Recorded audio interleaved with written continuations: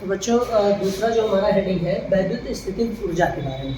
तो जो वैद्युत स्थितिज ऊर्जा होता है वो क्या होता है, अगर मान लीजिए किसी दो या दो से अधिक आवेश को, कोई भी आवेश हो, दो या दो से अधिक आवेश को हम लोग अनंत से लाकर एक समूह बनाने के लिए किए गए जो कार्य को करते हैं उसी को हम लोग वैद्युत स्थितिज ऊर्जा कहते हैं। सिंपल सा है, दो या दो से अधिक आवेशों को अनंत से लाकर एक समूह बनाने के लिए किए गए कार्य को उस निकाय की वैद्युत स्थितिज ऊर्जा कहते हैं। अगर सपोज करो यहाँ पे हम लोग एक चित्र बनाते हैं उसके माध्यम से समझते हैं, यहाँ पे चित्र बना रहे हैं उसके माध्यम से समझते हैं।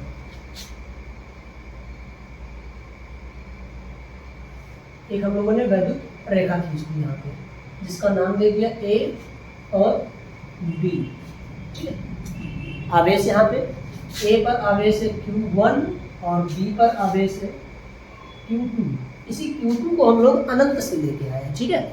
और इन दोनों आवेशों के बीच की दूरी कितनी हो जाएगी, r मान लिया। इन दोनों आवेशों के बीच की जो दूरी है वो स्मॉल r है। अगर Q1 और Q2 दो आवेश है, ठीक है, तो वही परिभाषा इसमें लिखना हम लोगों को कि दो या दो से अधिक आवेशों को अनंत से लाकर एक समूह बनाने के लिए किए गए कार्य को उस निकाय की वैद्युत स्थितिज ऊर्जा कहते हैं बच्चों, ठीक है। तो लिखते हैं यहाँ पे, परिभाषा अगर लिखना चाहो तो लिख लो, नहीं तो कोई आवश्यकता नहीं, इसका डेरिवेशन सीधा हम लोग करते हैं। परिभाषा तो हम लोग लिख भी सकते हैं।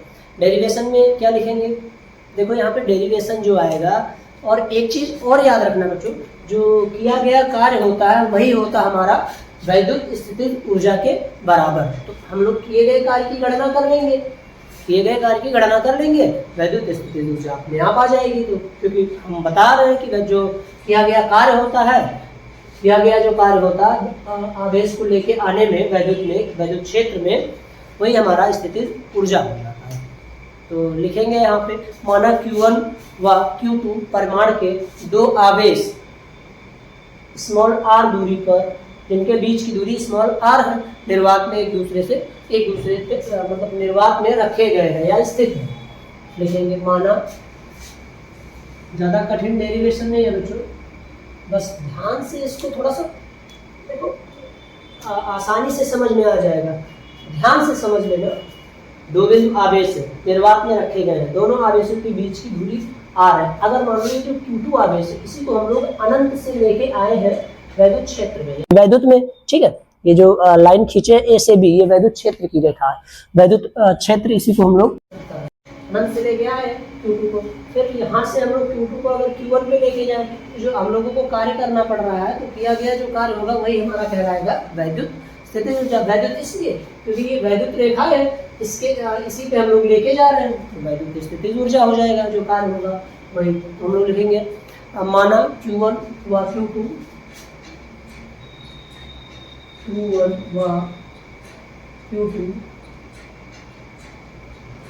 परिमाण के दो बिंदु आवेश। बेटा लिखने वाला जो है स्क्रीनशॉट ले लिया करो आप लोग, जिससे फिर आसानी हो जाए, बाद में जब रिवाइज करो तो पढ़ाई में कठिनाई ना हो, ठीक है। तो माना Q1 व Q2 दो बिंदु वायु अथवा निर्वात में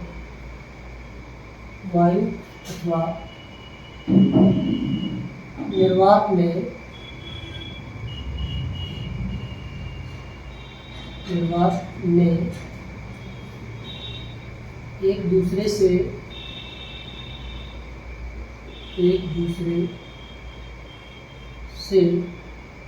स्मॉल r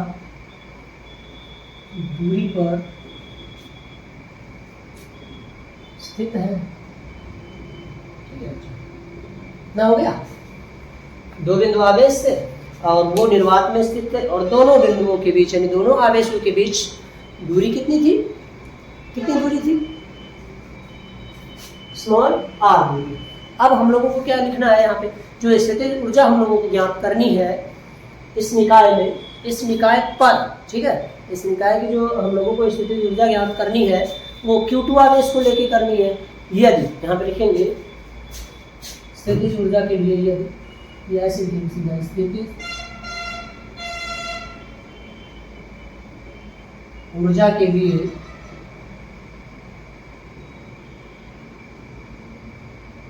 आवेश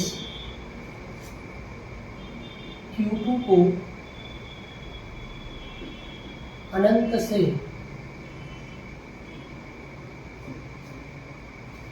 लाने में, स्थितिज ऊर्जा के लिए आवेश Q2 को अनंत से लाने में, कहाँ तक, Q2 को अनंत से बिंदु B तक, बिंदु B तक लाने में किए गए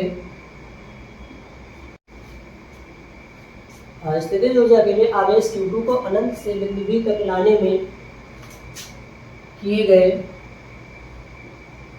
कार्य की गणना करनी है। ठीक है बच्चों, बस इतना ही लिखना है और कुछ नहीं। इसमें परिभाषा तो कोई आवश्यकता नहीं है, इसमें डेरिवेशन अगर है तो परिभाषा आप लोग बना के लिख सकते हो। यहाँ पे तो हम लोग यहाँ तक लिख दिए, किए गए कार्य की हम लोगों को गणना करनी है। तो किस यहाँ पे सबसे पहले हम लिखेंगे आवेश Q1 के कारण बिंदु B पर विभव, आवेश Q1 के कारण बिंदु B पर विभव, वैद्युत विभव B बराबर 1/4 पाई एप्सिलॉन नॉट। यहाँ पे Q1 आवेश के कारण तो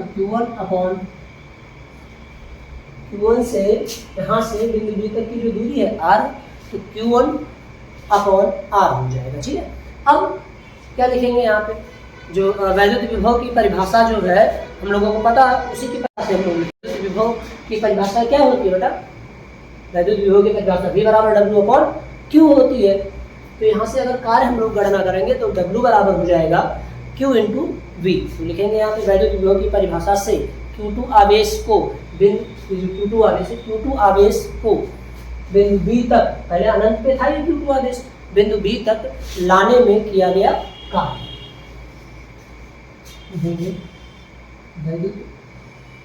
वैद्युत विभव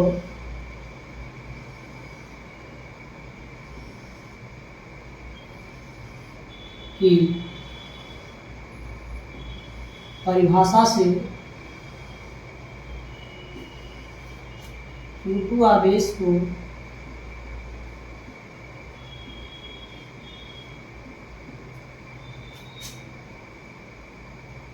बिंदु B तक लाने में किया गया कार्य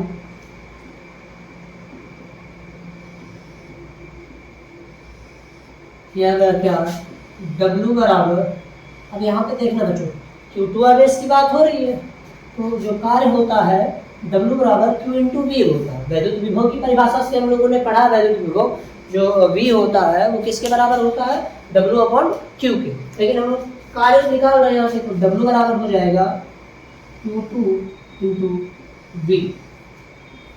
यहाँ पे लिख देंगे चूंकि V बराबर W/Q होता है इसीलिए। ठीक है, ये हमारा वैद्युत विभव की परिभाषा से आया। ठीक है, W/Q, तो W निकालेंगे तो Q को भेज देंगे V के साथ, पक्षांतर कर देंगे, गुणे में हो जाएगा क्योंकि यहाँ पे बटे में है।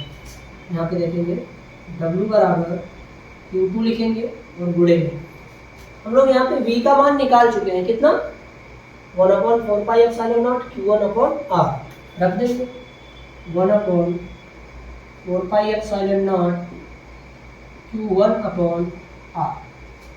Q1 Q2 को एक साथ लिख देंगे तो W बराबर हो जाएगा बच्चों यहाँ से 1/4 पाई एप्सिलॉन नॉट Q1 गुणे Q2 बटे में R। ये हमारा किया गया कार्य आ गया। अनंत से जो आवेश को Q2 आवेश को हम लोग लेके आ रहे हैं वैद्युत क्षेत्र में। अब हम लोगों ने बताया कि अभी हमने बताया था आप सबको डेरिवेशन जब शुरुआत किया था कि जो किया गया कार्य होता है इसके बराबर होता बेटा, किया गया कार्य स्थितिज ऊर्जा के यानी वैद्युत स्थितिज ऊर्जा के बराबर होता है। तो U बराबर यहाँ से क्या हो जाएगा, W लोगों को पता है 1/4πε0 Q1 Q2 अपॉन R, यहाँ पे लिख लेंगे 1/4πε0 Q1 Q2 अपॉन R। ये हमारा वैद्युत स्थितिज ऊर्जा का डेरिवेशन हो जाएगा। ऊर्जा बेटा कोई भी हो मात्र उसका जूल ही होगा, ठीक है, क्या होगा जूल। कोई भी ऊर्जा हो, स्थितिज ऊर्जा, तो जो भी कोई भी ऊर्जा होगा, केवल ऊर्जा होगा तो भी उसका मात्रक जूल। तो यहाँ पे आ गया हमारा वैद्युत स्थितिज ऊर्जा। अगला टॉपिक देखेंगे बेटा हम लोग,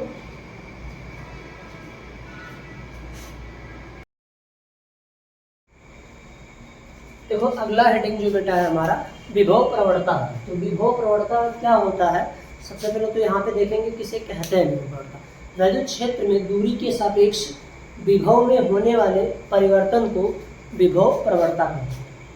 वैद्युत क्षेत्र O और X को माना गया है। चलो यहाँ पे OX ना मान के P और Q मान लेते हैं, P और यहाँ पे Q। वैद्युत क्या लिखेंगे परिभाषा, वैद्युत क्षेत्र में दूरी के सापेक्ष, ये जो दूरी है x और डेल्टा x, P से A तक की दूरी x सपोज किया गया है और बिंदु A और B के बीच की दूरी डेल्टा x, संपूर्ण दूरी P से B तक की हो जाएगी बेटा x प्लस डेल्टा x। ये पूरी दूरी हम लोग क्या करेंगे, जोड़ देंगे यहाँ पे, ठीक है। बिंदु A पर जो विभव है वो V है बेटा, और बिंदु B पर विभव क्या है, V माइनस डेल्टा B, ठीक है। तो परिभाषा यहाँ पे यही लिखेंगे कि वैद्युत क्षेत्र में दूरी के सापेक्ष विभव में होने वाले परिवर्तन को विभव प्रवणता कहते हैं। लिख लेंगे वैद्युत क्षेत्र में दूरी के सापेक्ष, वैद्युत क्षेत्र में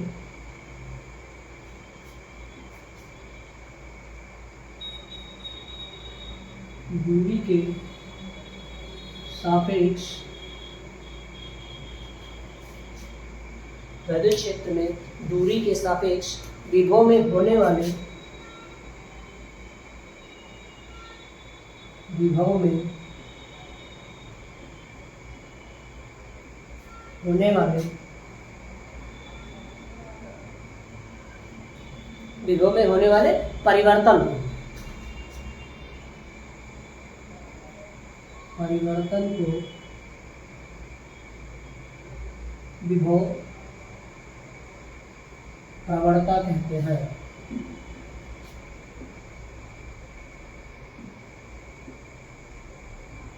बेटा एक चीज ये ध्यान देना, फालतू की चीजें हम लोग नहीं पढ़ेंगे, ठीक है, क्योंकि एग्जाम बहुत ही नजदीक है। 110 या 100 दिन मुश्किल से एग्जाम, बोर्ड एग्जाम को बचे होंगे, तो हम लोग जो इम्पोर्टेंट डेरिवेशन या इम्पोर्टेंट परिभाषाएं हैं या जो न्यूमेरिकल है उसी के बारे में हम लोग सीखेंगे, ठीक है। तो सीखेंगे सब, लेकिन जो फालतू की चीज, फालतू है कुछ नहीं भौतिक विज्ञान में, लेकिन जो एग्जाम में पूछा जाता है वही हम लोग पढ़ेंगे, ठीक है। तो विभव प्रवणता कहते हैं। अगर इसका हम लोग फार्मूला लिखें तो विभव प्रवणता किसके बराबर हो जाएगा, विभव में परिवर्तन और बटे दूरी में परिवर्तन। लिखेंगे यहाँ पे विभव प्रवणता, विभव प्रवणता बराबर विभव में परिवर्तन बटे दूरी में परिवर्तन। ध्यान से देखना, विभव में परिवर्तन कितना हो रहा है, विभव में परिवर्तन कितना हो रहा है बेटा यहाँ पे, V माइनस डेल्टा V, ठीक है, और V, तो V माइनस डेल्टा V और ये माइनस कर देंगे V, तो हमारा परिवर्तन आ जाएगा। वैसे दूरी में परिवर्तन कितना है बेटा यहाँ पे, x plus delta x minus x। कहने का मतलब है अगर पूरी दूरी में से इतना घटा देंगे तो a और b के बीच की दूरी आ जाएगी। हम लोगों ने पहले क्या किया था, x दूरी प्लस डेल्टा x को जोड़ा था, तो संपूर्ण दूरी p से b तक की दूरी हम लोगों को प्राप्त हुई थी। अब यहीं पे परिवर्तन की जब बात हुई है, दूरी में परिवर्तन, तो पूरी दूरी कितना x प्लस डेल्टा x, और अगर माइनस कर देंगे ये, माइनस कर देंगे x को, तो आ जाएगा हमारा परिवर्तन दूरी में, सूक्ष्म दूरी है वो आ जाएगा। वैसे विभव देखो यहाँ पे v माइनस डेल्टा भी है, यहाँ पे v है, तो अगर विभव में परिवर्तन कहा जा रहा है तो हम लोग v माइनस डेल्टा v और माइनस का v कर देंगे। तो विभव में परिवर्तन यहाँ पे लिखते हैं बेटा, विभव में परिवर्तन v माइनस डेल्टा v और माइनस का यहाँ पे v कर देंगे बटे में, दूरी का भी सेम इसी तरह करेंगे, x plus delta x minus कर देंगे x, इसी को सॉल्व कर लेंगे, ब्रैकेट को ओपन कर देंगे, बाकी तो सब आसान ही है, बटे में यहाँ पे x plus delta x minus x, ध्यान देना ये प्लस का भी है, ये माइनस का कट जाएगा, प्लस का x है माइनस का x है, बचा यहाँ से माइनस डेल्टा v और बटे में डेल्टा x। तो विभव प्रवणता बेटा कितना आ गया हमारा, विभव प्रवणता आ गया delta v upon delta x, ये हमारा कंप्लीट विभव प्रवणता थी। मात्रक का अगर देखा जाए तो v है, तो v मतलब विभव, तो विभव का मात्रक क्या होता है बेटा, वोल्ट, वोल्ट होता है, x क्या है यहाँ पे डेल्टा x डिस्टेंस दूरी, वोल्ट बटे में यानी प्रति मीटर, वोल्ट प्रति मीटर हो जाएगा हमारा यहाँ पे मात्रक विभव प्रवणता का। और ये कैसी राशि, सदिश राशि भी है, ठीक है, कभी कभी पूछ लिया जाता है कि विभव प्रवणता सदिश राशि है या अदिश राशि है, तो सदिश राशि है, ठीक है बच्चों।